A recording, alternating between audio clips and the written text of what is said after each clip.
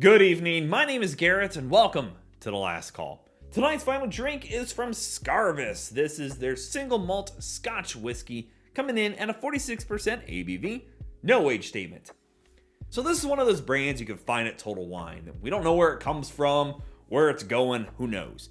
But it's relatively affordable and it's one of those interesting things because I love adventuring into the budgeter friendly smoky scotches.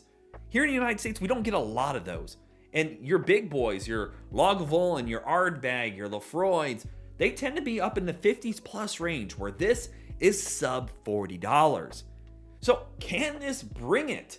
Is this going to be enough for me to go, wow, that's really good? And do some A-B comparisons between this and the big boys to really see, can you save yourself a few bucks or save those bucks and grab the bigger named bottle?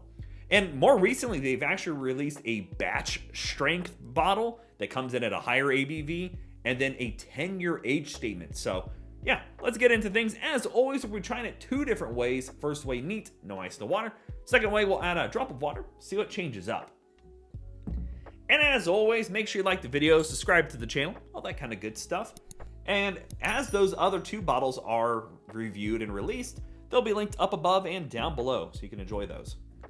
What is going on here? Whoa. Oh, I'm like, oh, there's a tag underneath of it too. I'm like, what is going on? It's got a seal tag that wraps over the whole top of it. But yeah, you know, it was one of those bottles that I seen and I was like, man, do I want to grab it? And again, I've been trying to pick up bottles that are budget friendly because if you're wanting to get into smoky scotches or try something, sometimes spending the money on the big boy bottles isn't your first priority. And yeah, I've been picking up quite a few of them. So I'm excited to see what happens here. Coming at 46% ABV. We're not going to the floor. I do wish we kind of knew where it came from. Always hard guessing. It's got a very pale color to it. It's kind of cloudy looking. Huh. Nonetheless, let's go for notes. That is salty, peaty. A little bit of sweet in there as well, like a sweet grain. It smells youthful. That's what it is. It does smell rather young for a Scotch whiskey. A little bit of a fruit, kind of is it a lemon? Might be a lemon, like a freshly squeezed lemon. But salty, I got it. All right, so I have some Kit Kats that are fermented lemon. So they're kind of lemon with salt. That's what it smells like. It's sweet, but a little tinge of sour, salt, and youth. The youth of the grain is definitely showing up, but it's not so much to be like pungent and off-putting, but you can definitely tell it's kind of youthful. There's a nice oak layer starting to show up as well, a little earthiness going on. Like a damp earth. That's kind of, I wasn't knowing what to expect, but it's already kind of surprising me. Let's go for taste. Ooh. Pepperiness. Wow. Salty and earthy, but that pepperiness, that's really good. Big, nice burst of campfire smoke. We're teetering close to savory, but not quite to savory. It's not like Lagavulin 11. Lagavulin 11 is savory. Not quite there.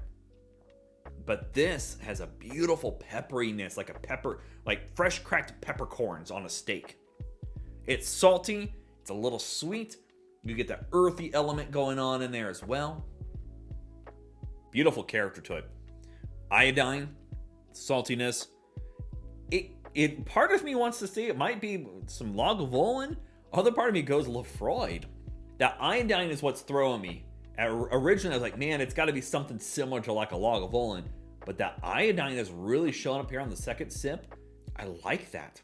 It reminds me, if you had told me this is a no age or a young, like, oh, it's a 3-year-old Lagavulin.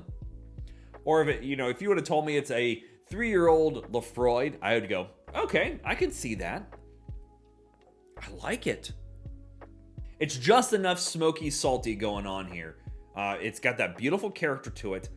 It drinks a little thin, and that's probably because of its age. But besides that, it's good. I like that a lot. This is a good example of essentially saving some money, at least on this taste right now.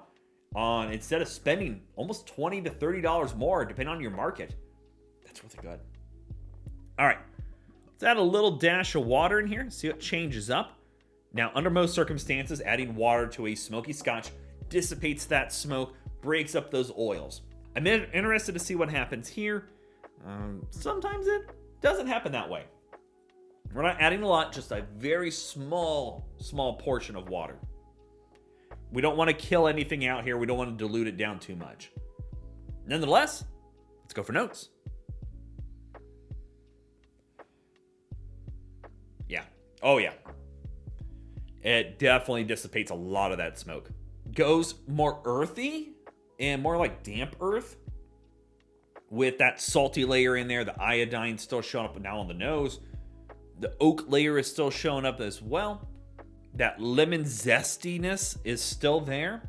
It's very similar. The only thing I could really say it is cutting back on that smoky element. Nonetheless, let's go for taste. Oh yeah. Ooh. Drink's a little warmer. The iodine in there is really kicking up. It's not quite going plastic or Band-Aid like with like Lafroid, but it's teetering close. I would not be surprised. I don't know how much sourcing Lafroid does to other places. Again, if you would have closed my eyes and not told me any different, I would have agreed with you. This tastes like a young Lafroid off the first cuff here. But the earthiness is still there. It's still a little bit of that zesty from the lemon, but all your other qualities are very thin, which again is expected. But it's not bad, actually. As always, it doesn't matter what you drink or how you drink it, as long as you enjoy it. The neat version's got all the character to it. But if you're getting into smoky scotches, that little drop of water in here can make it a little bit more inviting. Yeah, after that sip, it does drink thinner, which is expected. But you're still getting a lot of similar qualities going on. I kind of like it. Even with that drop of water, it wouldn't be for me. I'm going back to the neat version real quick.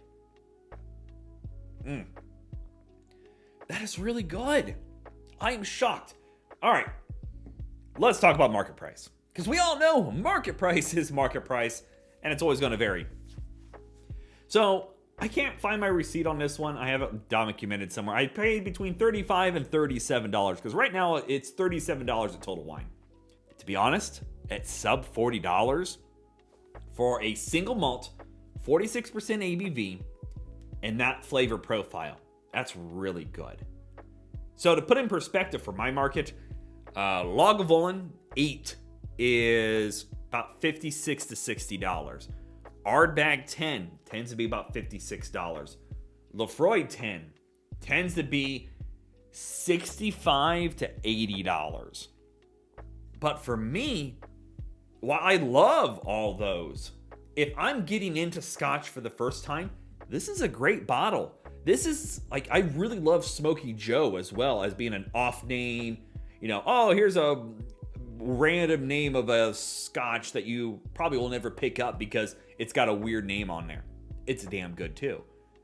For sub $40, you can save yourself, especially Ardbeg, $56 versus $37. That's like $20 difference. That's a lot of money. This is good. Get it. It's worth that. And again, I'm going to be checking out the batch strength and their 10-year to really put them through their paces. But I think I'm going to do some A/B comparisons with this because this is a good example of saving a few bucks if you're in a pinch. While you might enjoy these, this is a good decanter bottle. This is a good bottle if you go, I got to cut back this month on buying a bottle, but I still want to pick up something. And I love smoky scotches. This is a good example. I like this. I like it a lot. I'm so happy I got to experience this bottle.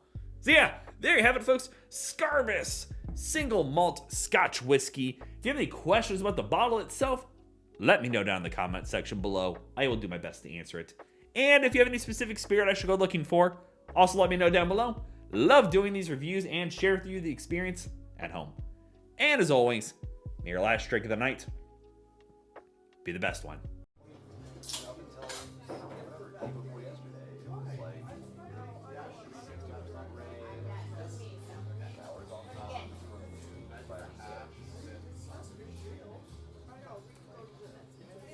You know, and I really like it might not.